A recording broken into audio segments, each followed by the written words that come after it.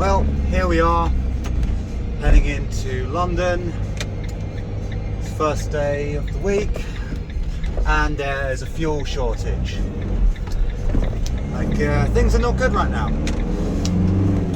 And for those who have been living under a rock or living in other countries, particularly American followers, what's happened is there have been some supply issues. The media stirred everyone up into a state of absolute hysteria, and everyone started hoarding fuel all of a sudden.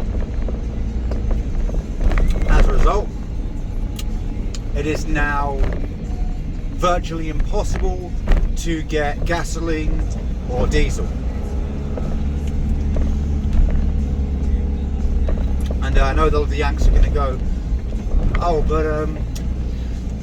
but you know, why is there a shortage on diesel? Like, you know, how many people own diesel vehicles? Like, loads of people here, that's who.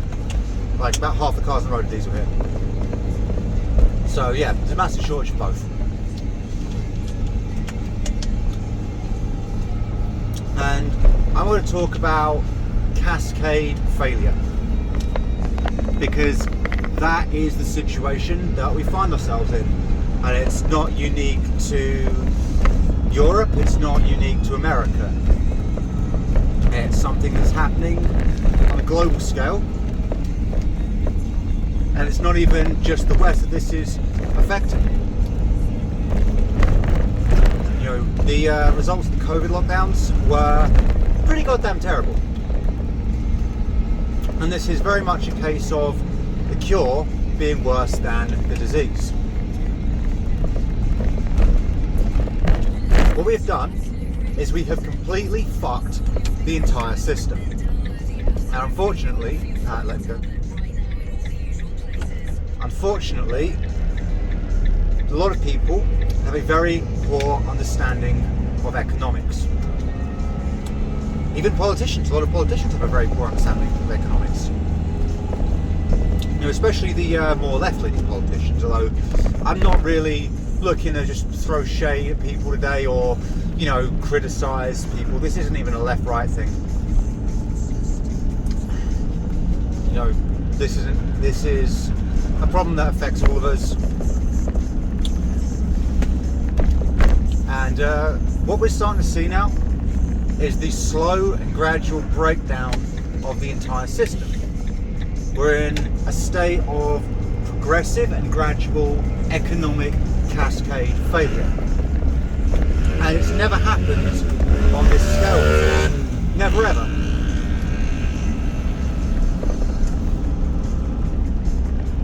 It's not a good situation that we find ourselves in. It's just not. It's so bad, it's not even funny. But here's how it goes, right? The thing we have to realise is that we have never had an economy so complicated, so in depth, well, not in depth, but so vulnerable, so interconnected, so globalised and so fragile as we do today. And we have never seen economic failure on a system like this. It's a relatively new phenomenon, actually.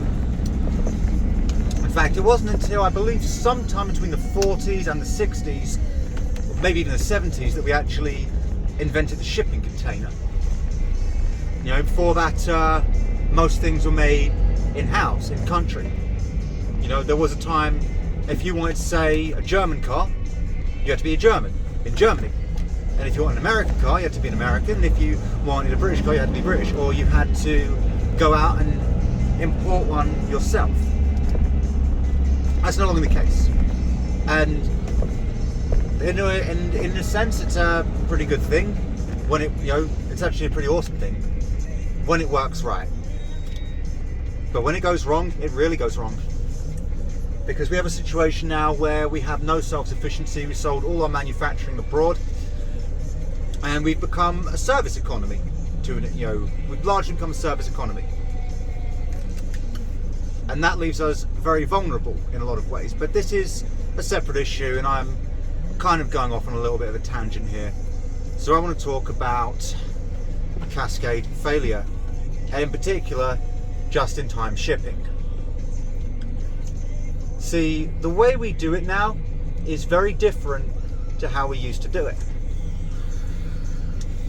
Probably most things at this point run on what you call just-in-time shipping. And this means that you don't have to have, enormous warehouses full of stuff for ages and ages and ages. But what it does mean, however, is that the system cannot cope with sudden changes in supply or demand, and it can't cope with disruption anywhere near as easily. I mean, the Americans will be more than familiar with this phenomenon, what with their ammo shortage after last year, when they had a lot of mostly peaceful protests. Let's call them mostly peaceful protests. And we had a lot of that.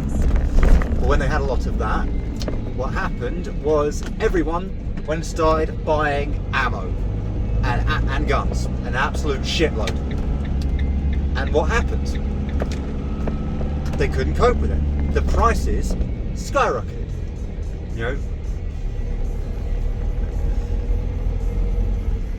And that was ammo. That's not really a big deal, actually. If ammo gets expensive, as long as you got, a few magazines, you're fine. You can defend yourself. You can defend your home. Unfortunately, though, we're now starting to see these sorts of supply issues with everything. Computer chips, mobile phones, now fuel. What happens when, fuel is bad enough, right? What happens when it becomes food, medicine? What then? Oh, this is tight.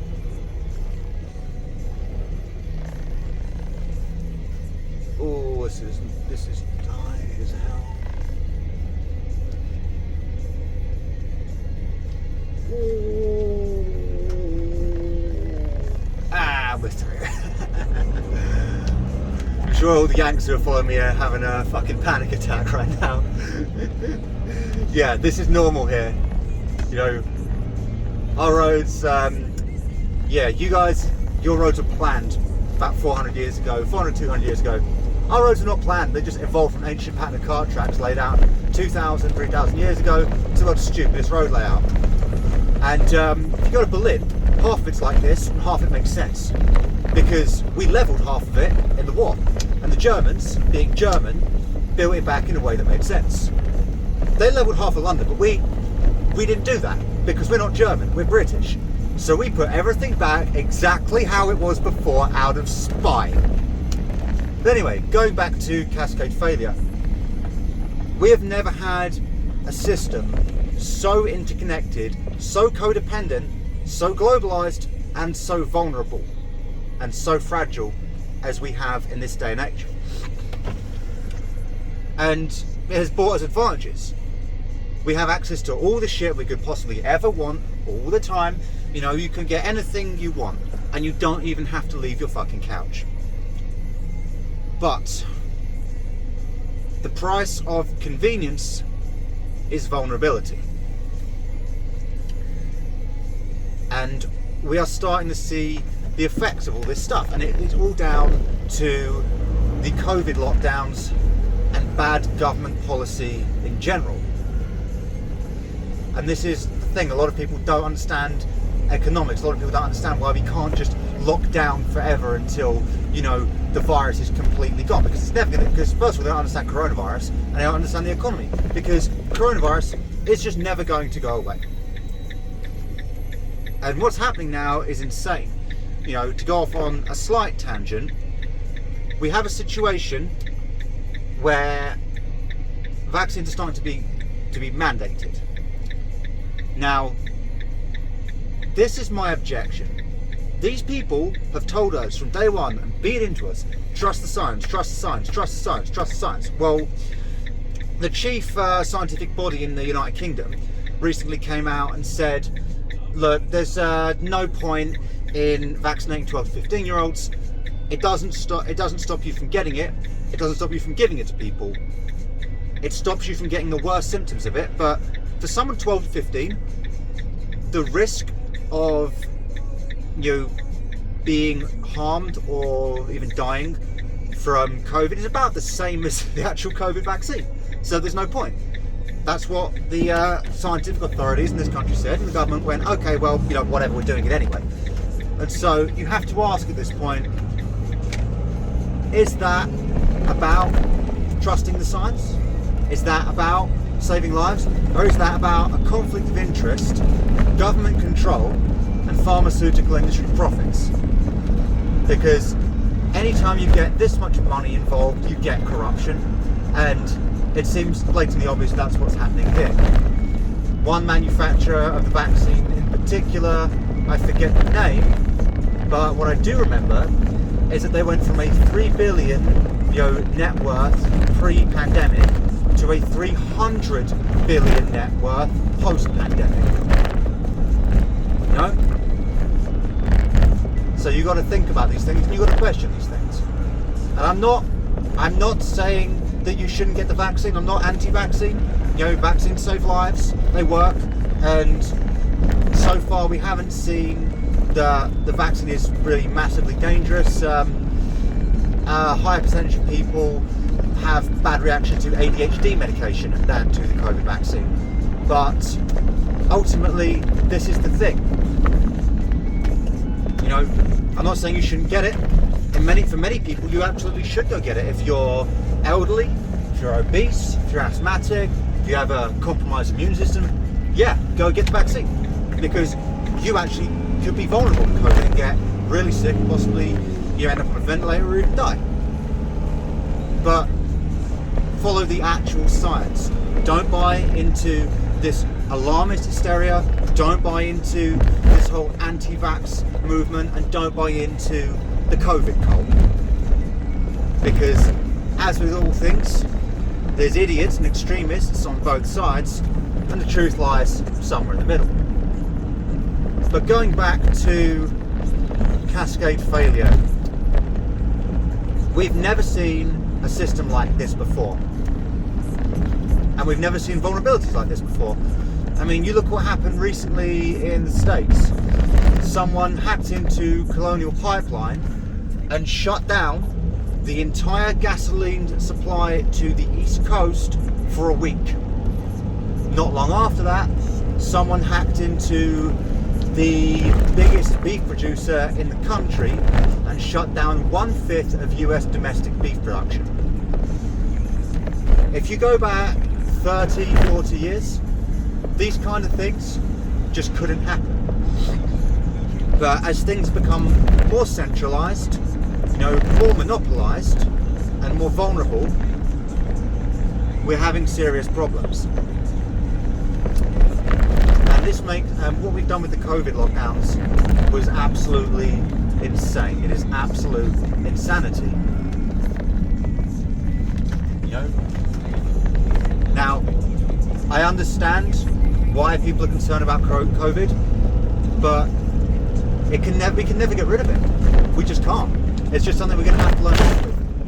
And I understand why people were afraid of it early on. We didn't know what we were dealing with, and it took out quite a lot of people. Now, admittedly, those people were almost entirely people, who had serious medical vulnerabilities or who were elderly, which is, and unfortunately, it's a fact of life that those people are vulnerable to a lot of things. Like, you have a flu, like a very bad seasonal flu, and it wipes out thousands and thousands of people. And that's even when we do have the vaccine for the flu. But at this point, we have the vaccine. It's estimated that 90% of people in this country have COVID antibodies. So whether it's through natural immunity or through the vaccine, it's estimated that 90% of people here have at least some level of immunity. So why are we still not able to travel? Why, in many countries, particularly in Australia, are we accepting some of the most tyrannical, government overreach in history? Why are we allowing this? You know, we didn't even allow anything like this during polio, like back in the 50s. You know, the idea that, you know, the state could tell you, you aren't allowed to leave your house, you aren't allowed to go to work and earn a living. It was inconceivable. No one would have allowed it. No one would have even entertained the prospect. And polio is an actual deadly disease. COVID is a spicy flu. You know, polio was horrifying. You know, it crippled people who got it. Like, it literally crippled people. You know, a lot of people even lost the ability to breathe, and they were on a ventilator for the rest of their life. And, you know, back then it was even worse than just being on a positive pressure ventilator, because you'd be stuck in a negative pressure ventilator, an iron lung. You'd be stuck in a big tube for the rest of your life. And we didn't even lock down then. But now we're going to do it over a virus that 99.7% of people survived before we even had a vaccine for it. And the cure is worse than the damn disease. That is the problem. Because you look at what it's done to the world economy. And one of the most ironic things about the COVID lockdowns is that we were told, oh, you know, we need to stay home and save lives. The economic disruption may have killed more people than COVID-19. Hundreds of thousands, possibly even millions of people in the third world. You know, hundreds of thousands, possibly millions more people have died from starvation or malnutrition because of this. You know, because there's no welfare in the third world. There's no stimulus checks. The government's not going to pay you to sit around on your arse all day, you know, smoking weed and playing Call of Duty. You know, you have to work, or you're fucked. So that's one of the most ironic things. And the cure, like I said, the cure is worse than the damn disease. And at this point, you know, how many people do we get, you know, die of COVID a day? What, like 20 to 60 a day? 1,200 people died of literally everything else every day in this country before the pandemic. This is you know, yes, 20 to 60 a day sounds bad until you remember that 1,200 people on average before COVID died per day. This is a country of 63 million people, and on top of that, the really scary and alarming thing is that now more people die from suicide than COVID on a daily basis in this country. And that's assuming that the numbers aren't actually inflated, because, you know, it's blatantly obvious to anyone with a brain that actually knows about this stuff, the way they record statistics, that anyone who dies as a result, you know, whatever they died of, in many cases it was recorded as a COVID death. You know, like there were even people in America who were, you know, recorded as COVID deaths when they got shot. So even if we assume that, even if we work on the assumption that those numbers are inflated, more people are killing themselves and dying of COVID-19 at this point. It's not been good for us. You know, we're social creatures. You know, we don't do well, you know, when we're holed up, you know, we're isolated from other people, and this is one of the big reasons why solitary confinement in prisons is so controversial, and in my opinion is a practice that really should be banned, because isolation causes mental health problems. In extreme cases, it even causes hallucination. But our mental health aside, what's happened as a result of these COVID lockdowns is a slow, gradual process of economic cascade failure. You know, look at what, and this is the other thing as well. You know, and one of the big reasons I find it so hypocritical that so many self-proclaimed socialists want us to lock down until no one ever dies of COVID again. This has been the biggest transfer of wealth upwards in human history. 1/4 of small businesses are gone. Just gone, like that. And then all these massive predatory multinational corporations, you know, Google, Amazon, Walmart, they've all announced record profits. Seriously? Jeff Bezos is probably rolling around butt-ass naked on a big pile of money, laughing at all of us right now.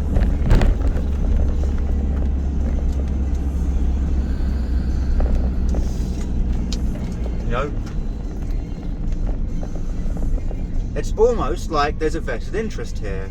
Like, there's a vested interest in, you know, all of this stuff. Because it's sold to us on the guise of protecting us, and what it does in reality is transfer wealth upwards into the hands of a few and allow governments to consolidate power. You think they're getting rid of all the additional powers they gave themselves as a result of COVID-19? Fuck no, they're not doing that. That's never going to happen in a million fucking years. You know?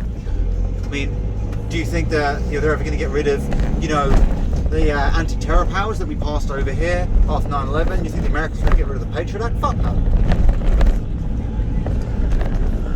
You know, it's very rare for people to gain freedoms, only to lose them. And that is another case of what this is. It's about power, money, and control. And they'll collapse the entire economy to do it. It's a terrifying thing, what's going on. But we're looking at, like I said, complete cascade failure of the whole system. And let me explain to you what cascade failure is. Everything relies on everything else. You think about literally anything you've ever bought. You know, say you buy a sandwich, right? Well, someone's had to bake the bread for that sandwich, which means that someone's had to produce the yeast to make that bread. And once that person has delivered that yeast, the person makes the bread, and that person makes the bread. That person then has to deliver that bread. You know, someone else has to now deliver that bread, you know, to whatever food, you know, processing place that they make that sandwich. And then, of course, someone else will have to have, you know, delivered all and grown, you know, all of the ingredients that go into that, you know, the meat, vegetable, sauce, whatever.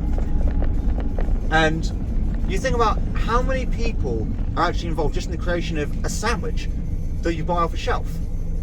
If you take one person out of that chain, you can't do it now, right? And that is the problem here. We're seeing cascade failure of industry.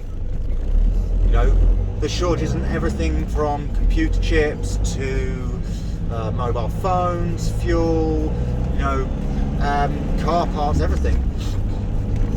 Someone sent me something recently, and I'll place it in the comments below, you know, when I upload this to Twitter. But there's a particular type of, you know, a final drive axle that 95% of articulated trucks, or as the Americans call them, semis, you know, use in America.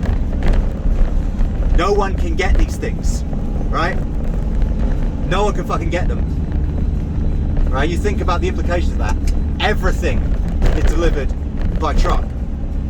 As Jimmy Hoffa said, if you got it, the truck bought it. Now imagine what's going to happen if people lose the ability to keep those things on the road because they can't even get the fucking parts for them. You know? What's going to happen then? You know, I actually saw someone was saying that they can't get new ones, and what they're having to do is they're having to get several broken ones and cobble together a working part out of them. You know? That's not normal. That shouldn't be happening in America or Europe. That's the sort of thing that happens in fucking Cuba. You know, when they were under the embargo, under communism, and they couldn't, you know, actually get parts for any of their vehicles, and they didn't get any new vehicles or new parts for those vehicles since the 50s, and you get like these old school 50s cars that are like cobbled together, you know, with the engine from like an old Soviet truck. That's what people in the States are going to have to start, you know, resort to doing, is jerry-rigging shit now. And that's just the shit that I know about. But yeah, it seems like we're in a slow and gradual economic collapse. And I don't know how bad it's going to get. I really don't. It could be, I think we're definitely heading for some sort of major economic event. How bad it'll be, I don't know. It could be another 2008 recession. It could be another, 1930s Great Depression. It could be another fucking Weimar Germany. We don't know. And I don't even know if things are going to get better at this point. All I know is that if they do get better, they're going to get a hell of a lot fucking worse before they get better. That's the truth.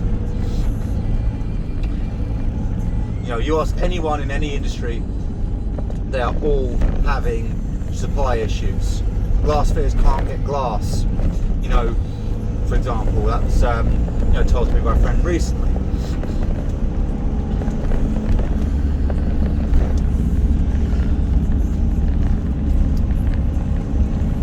And if I were you, I would start preparing now, because like I said, we've had a fuel shortage. I fortunately have a full tank, but right now you cannot buy fuel. You just can't. You cannot buy fuel unless you are in a commercial vehicle or an essential worker, and you can prove that because they're rationing it now. We're actually at the point of having to ration fuel. And even then, even though I'm allowed to buy fuel because I'm essential, I don't know if even they're going to run out of fuel even for me. I just don't know, man.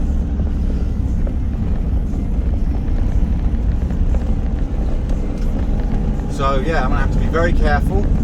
I'm going to have to make sure keep this topped up. It's fortunately it's got a big tank, very very big tank, and I can probably stretch one tank to 4 days as long as I'm staying in the sea. If I have to go out of the sea, that's not going to be good, because that means that I'm going to have to refill that day. Because yeah, this thing is about as aerodynamic as a house. On a highway, once you go in at high speeds, it drinks fuel. Drinks more than me at happy hour. So hopefully we won't get anyone having to go on any kind of long trip. But yeah, this is the thing, right? This is just one example of how, we are seeing failure now. And admittedly, this isn't the worst thing ever. People are overreacting to it. It will be over probably within a week or two. But other shortages of other things are going to happen. If we're seeing the cascade failure of the economy and people can't keep everything on the road, people can't keep trucks on the road, people can't keep factories running, people can't keep goods being produced and moved, what happens then? How long is it now till we have shortages of things like food, medicine? How long?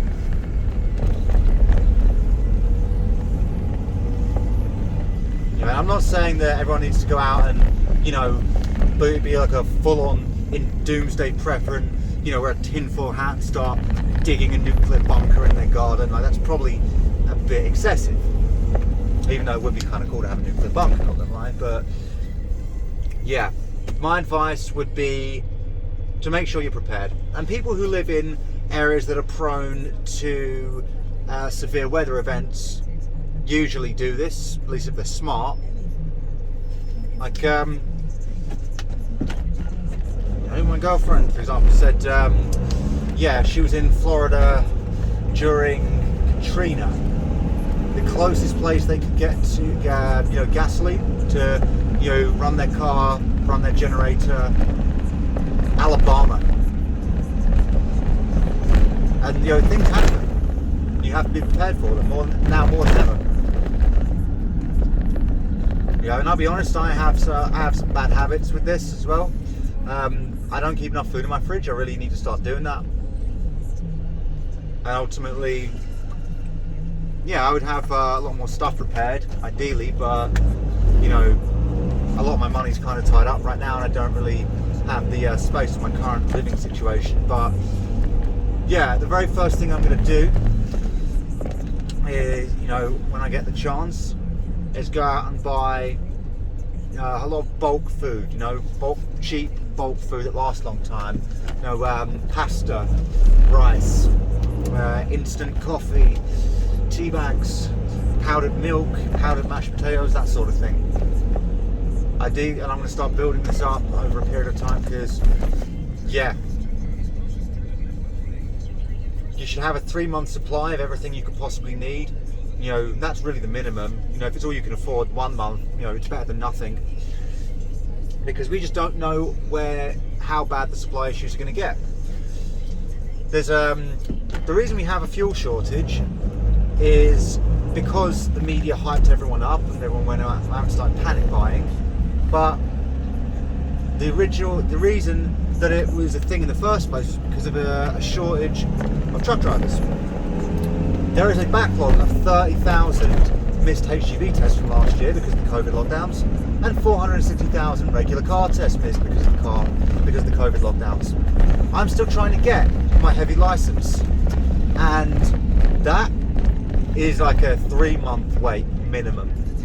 So yeah, it's got so bad that at this point supermarkets are paying people $50,000 a year, you know, to deliver their food. That's the average wage for a Class 1 driver in this country used to be £31,000. So yeah, that's how bad things are. And even then, they're still struggling to, you know, do this. I mean, if you go to, like, we've all seen, you know, all this stuff about, you know, empty shelves and all this stuff, and so far it hasn't been too bad with food, right? Like, you know, yeah, there are some things that maybe aren't in stock, but it's not like people are starving. You know, it's not like people can't get food. But that's right now. If there are already supply issues with food, then the issue here is the breakdown of the chain of industry and economy. You know, and this is the thing. The economy is like a massive, insanely complicated, interconnected machine. Once you shut it down, it's a real bitch to get it going again. You know, there's a term, chain of industry. You take away one link in the chain, the whole chain falls apart, you know? You know, think of it as being a lot like a motorcycle chain. You lose one link, well, now you're not going anywhere. And that's the thing. I think we're heading for some sort of major collapse. And of course, this isn't being talked about by politicians, this isn't being talked about in the media because no one wants to talk about it. No one wants to admit how bad things are getting. They just don't. And they obviously don't want to drum up hysteria, and I can understand that. But there's this idea that people have that, oh no, everything is going to be fine, and that, you know, and the government will look after us, and no, they won't. There's nothing that they can really do. This is beyond the government's control.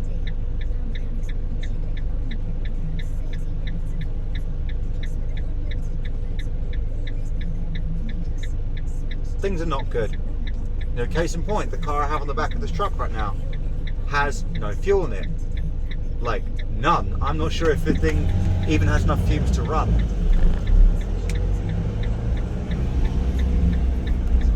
You know? And this is London, where people don't even use that much fuel because they're not driving long distances.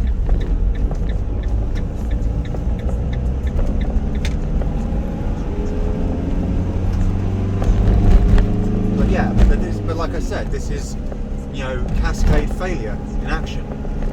know, if there's no fuel, people can't get to work. If people can't get to work, you don't get the goods, products and services that you need. If you don't get that, then you're not able to, well, survive, really. And everything has a knock-on effect. The economy, it's fucked. I don't know if it's going to get better. I really don't at this point. If it does get better, it will get a lot worse beforehand. And that's why I say that everyone needs to be prepared for this. You know, stock up on everything that you need for at the minimum, you know, a month, preferably longer. But do it while you still can, because once supplies start running out, everyone else will have the same idea of, oh, go out and run out and hoard everything, and then there'll be nothing left.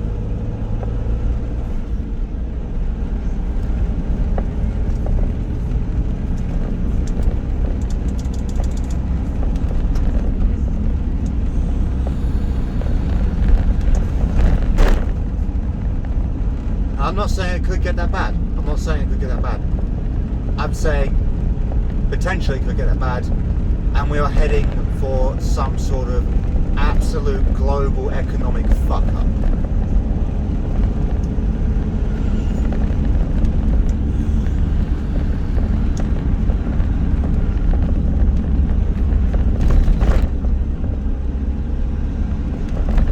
It's fucking bad.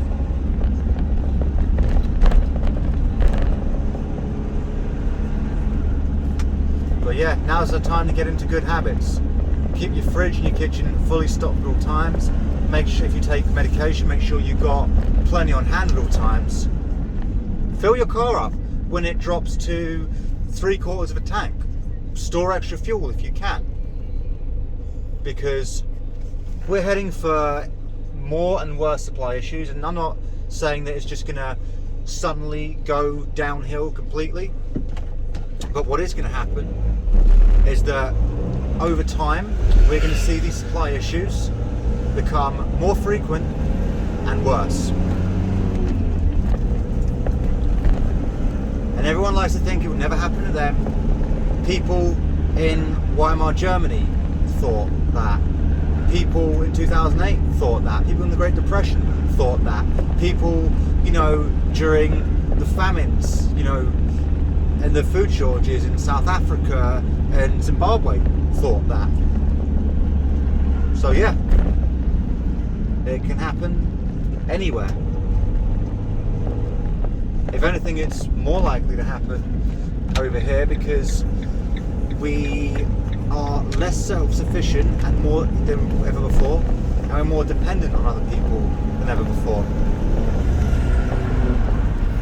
I mean, I remember when the COVID lockdowns first hit, and I had, you know, people going like, oh, you know, well, oh, the takeaway is shut. How am I going to eat? And it's like, you know, you're the same age as me. You're 26. You should know how to fucking feed yourself, you know.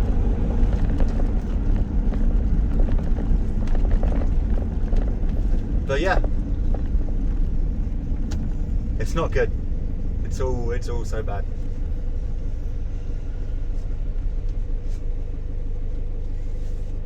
So yeah. Start preparing now and settle in for a bumpy fucking ride, because yeah, everything since 2015 has just been one disaster after another. I mean, the whole world's insane, and it's about to get a whole lot fucking crazier. And all you can do is get through it and try and have a fucking laugh about it, I guess, because yeah, what else can you do?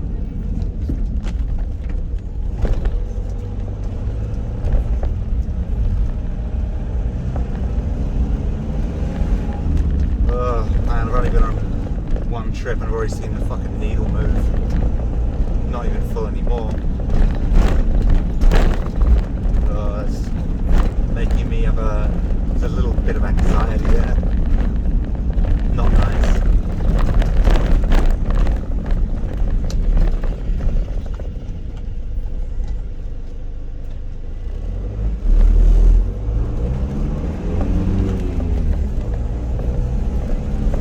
Well, at least it's got good music.